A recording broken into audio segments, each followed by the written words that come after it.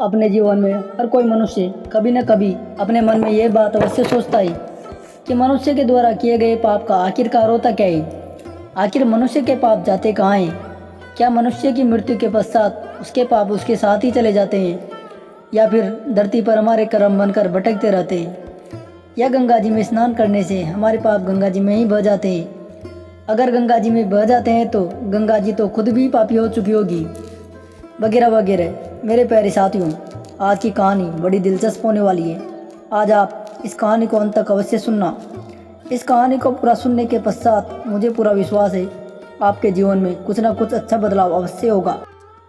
एक बार एक ऋषि ने सोचा कि लोग पाप धोने के लिए गंगा में नहाने जाते हैं, ऐसे में क्या सारे पाप गंगा में ही समा जाते हैं? अगर ऐसा है तो इस तरह तो गंगा भी पापी हो जाएगी। उस ऋषि ने यह जानने के लिए कि आखिर पाप जाते कहाँ हैं, तपस्या शुरू कर दी।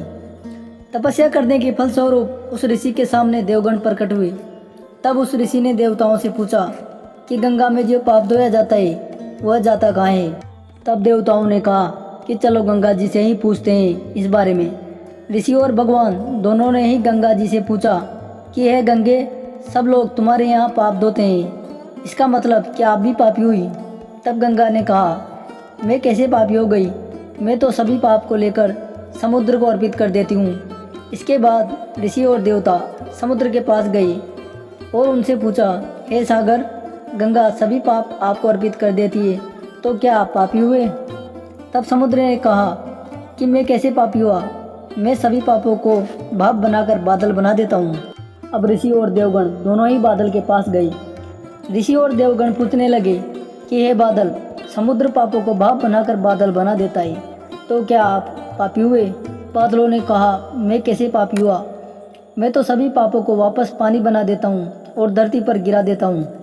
उस गिरे हुए पानी से ही अन्न उपजता है, उसे ही मानव खाता है। उस अन्न में जो अन्न जिस मानसिक स्थिति में उगाया जाता है और जिस वृत्ति से प्राप्त किया जाता है और जिस मानसिक अवस्था में खाया जाता है, उसी के आधार पर मानसिकता बनती है। यही कारण है कि कहा जाता है, जैसा खाए अन्न वैसा हो जाए मन।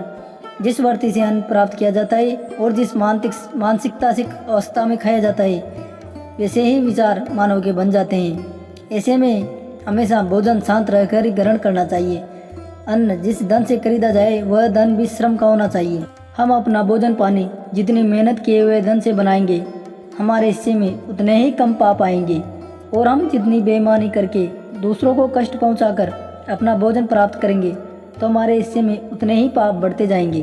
दोस्तों, आपको यह कहानी कैसी लगी कमेंट बॉक्स में अवश्य लिखें, और वीडियो पसंद आया हो तो वीडियो लाइक करके चैनल सब्सक्राइब करें।